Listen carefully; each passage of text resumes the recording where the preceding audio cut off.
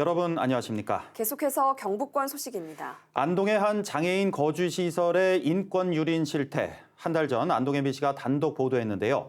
보도 이후에도 학대를 자행한 이사장 일가 직원들은 반성하는 태도를 보이지 않고 있습니다. 최근 이사장은 내부 비리를 고발했다며 의심되는 직원을 보복 폭행했습니다. 김서연 기자입니다.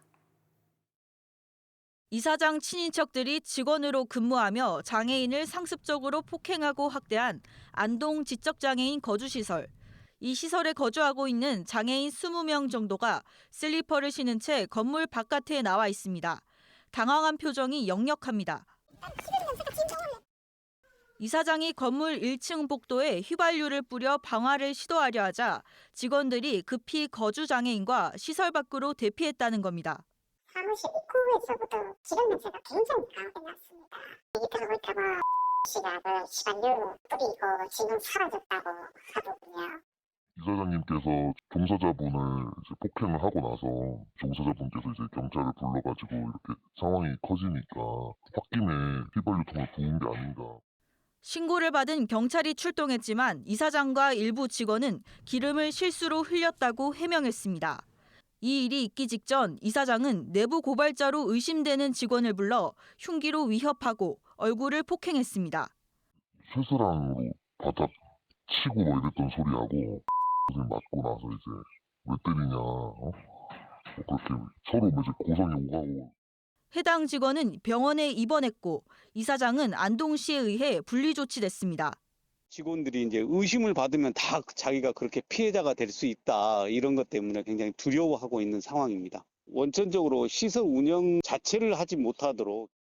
앞서 장애인을 폭행해 분리 조치됐던 이사장의 처조카, 직원 박모 씨에 대해 경찰은 학대 혐의로 구속영장을 신청했지만 최근 기각됐습니다. 장애인 급여를 착복한 것으로 의심되는 이사장의 여동생 등 일가 직원 3명도 분리 조치됐습니다. 하지만 일시적인 출근 정지 조치 정도고 이사장 친인척 일부가 여전히 시설에 근무하고 있어 직원과 장애인들은 불안에 떨고 있습니다. 오피스 나가면 그냥 째려보는 거는 기본이고 잘 안 들리는데 새끼란 말을 했습니다. 불안한 감정들이 있는 과정에서 이제 암화에 이런 것들이 생기고 이러니까 또 더 가중이 돼버렸죠. 최근 경북장애인 권익 옹호 기관은 사례 학대 판정위원회를 열고 MBC 보도를 통해 드러난 학대 의심 행위 대부분을 학대 사례로 판정했습니다.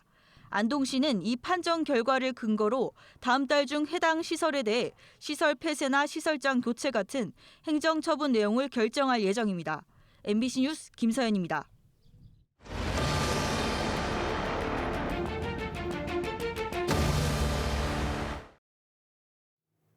6일 지방선거 기초단체장 격전지 판세를 알아보는 여론조사 결과 오늘은 문경시장 편입니다. 국민의힘 신현국 후보가 무소속 최홍호 후보를 크게 앞서는 것으로 나타났습니다. 이도훈 기자입니다. 문경시장으로 누구를 뽑을지 물었습니다. 국민의힘 신현국 후보 51.6%, 무소속 최홍호 후보 29.1%, 무소속 강수돈 후보 3%로 신현국 후보가 두 무소속 후보를 큰 격차로 앞서고 있습니다. 당선 가능성은 국민의힘 신현국 후보가 62%로 더 높았고 무소속 최홍호 후보는 16.9%, 무소속 강수돈 후보는 1.4%로 격차는 더 벌어졌습니다. 시장 후보 선택 기준으로는 자질과 인물이 39.2%, 정책과 공약 38%였고 소속 정당은 9%에 그쳤습니다. 지지 후보를 계속 지지하겠다가 90.4%, 지지 후보를 바꿀 수도 있다가 8.6%로 변동 가능성은 낮았습니다. 지지하는 정당은 더불어민주당 8.4%, 국민의힘 75.2%로 국민의힘이 압도적이었습니다. 이번 지방선거에서 반드시 투표하겠다는 답은 82.9%로 높은 관심을 보였습니다. 이번 여론조사는 안동 MBC가 코리아 리서치에 의뢰해 지난 23일과 24일 이틀간 문경의 만 18살 이상 남녀 501명을 대상으로 휴대전화 가상번호를 통한 전화 면접으로 진행했고 표본 오차는 95% 신뢰 수준에 플러스 마이너스 4.4%포인트입니다. MBC 뉴스 이도은입니다. 법정 후보자 TV토론회, 청송군수 후보자들은 토론회 대신 합동 방송 연설회를 진행했습니다. 국민의힘 윤경희 후보는 지난 4년의 성과를 부각하며 연임 필요성을 강조했고 무소속 배대윤 후보는 밀실에서 이루어진 졸속 행정의 연속이었다고 날을 세웠습니다. 홍석준 기자입니다. 국민의힘 윤경희 후보는 지난 4년을 코로나 확산이라는 난관 속에서 발로 뛰는 현장 행정이 빛을 발한 기간이었다고 자평했습니다. 농민수당 신설과 청송 사랑화폐 발행으로 군민의 생활 안정을 꾀했고 연이은 기업형 돈사 허가 신청을 모두 반려하는 적극 행정으로 청송의 친환경 이미지를 지켰다고 밝혔습니다. 3년 이상의 긴 시간 동안 소송을 통해 우리 군이 15건 모두 승소하여 청정 청송을 지키는 데 크게 기여를 하였습니다. 반면 무소속 배대윤 후보는 지난 4년을 정반대로 평가하며 윤 후보를 정면으로 겨냥했습니다. 밀실 행정으로 군정은 비리의 온상이 되고 있고 무계획 졸속 행정으로 혈세 낭비가 반복되고 있다며 거친 비판을 쏟아냈습니다.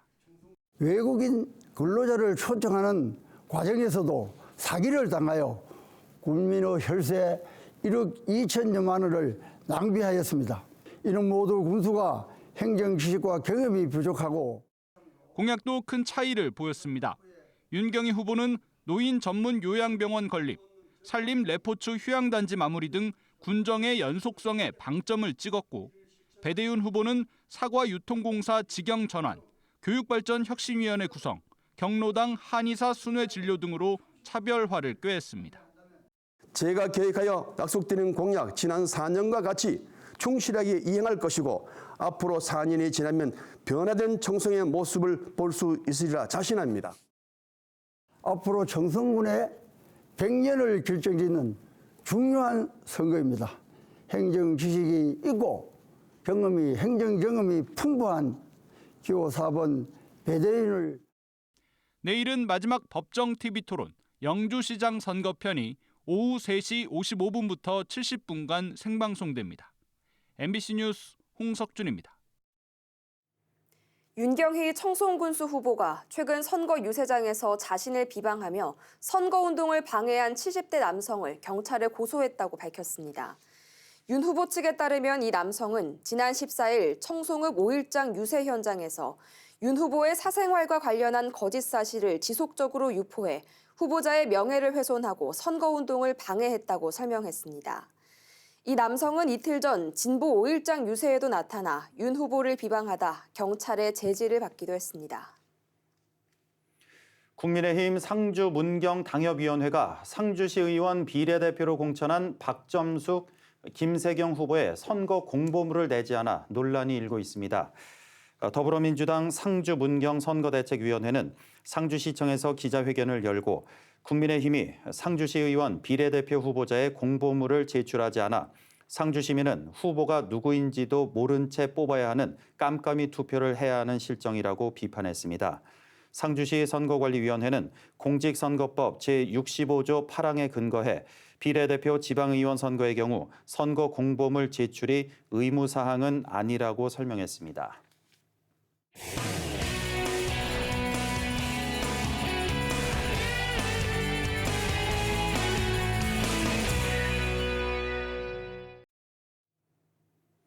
그동안 우리나라에서는 의료용 대마가 개발되지 않아 기업들이 외국산 의료용 대마를 비싼 값에 수입해 왔는데요. 최근 국내에서 처음으로 의료용 대마 품종이 개발돼 안동의 햄프 산업화에도 추진력을 더할 것으로 기대됩니다. 연간 기획 K 햄프 산업의 중심 안동 김경철 기자가 보도합니다. 국내에서 유일하게 의료용 대마를 재배 중인 안동시 임하면 금소리 스마트팜 단지입니다.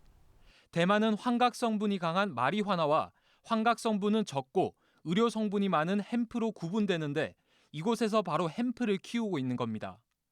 의료용 대마인 햄프는 국산 품종이 없어 국내 햄프 재배 기업들은 그동안 미국이나 유럽에서 햄프 씨앗을 수입해 와야 했습니다. 국내에서는 이제 CBD 용도의 햄프를 키워본 적이 없기 때문에 그런 품종도 없어요. 그렇기 때문에 외국에서 품종을 가지고 오는데 굉장히 비싼 값을 주고 사오거든요. 햄프 씨앗 하나당 수입 가격은 싸게는 3,000원, 비싸면 10,000원이나 됩니다. 삼배를 만드는 데 사용하는 청삼과 같은 국내 개발 품종이 있긴 하지만 의료 성분이 적어 햄프 연구에는 사용할 수 없었습니다.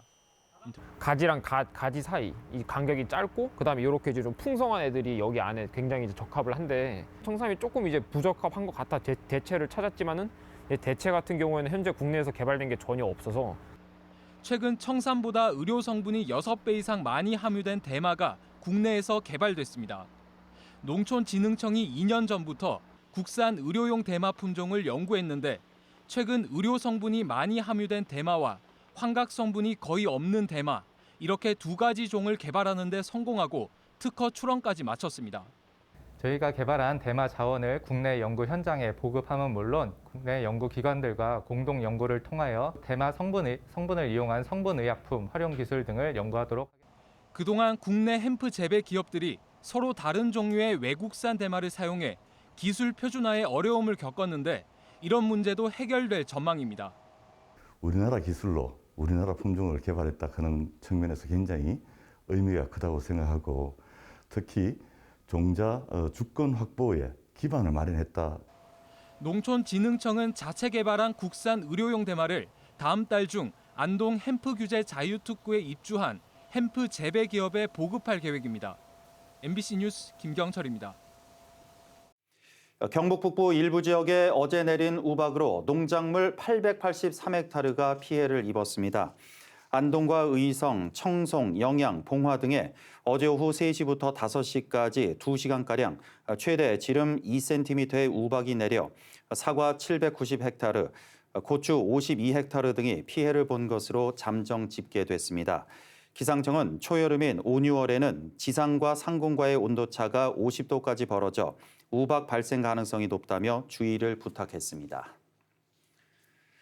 안동과 구미 유림들이 안동시청 앞에서 기자회견을 열고 호계서원 등 일방적으로 추진된 유교문화 사업을 전면 혁신할 것을 경상북도와 안동시에 촉구했습니다.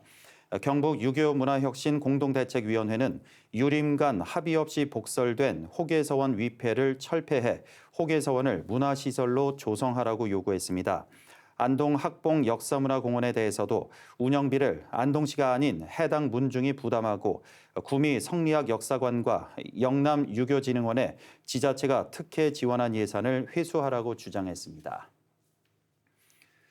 오는 9월 세계유산축전 경북 개최를 앞두고 문화재청이 오늘과 내일 이틀 동안 안동과 영주에서 현장 실사를 갖습니다.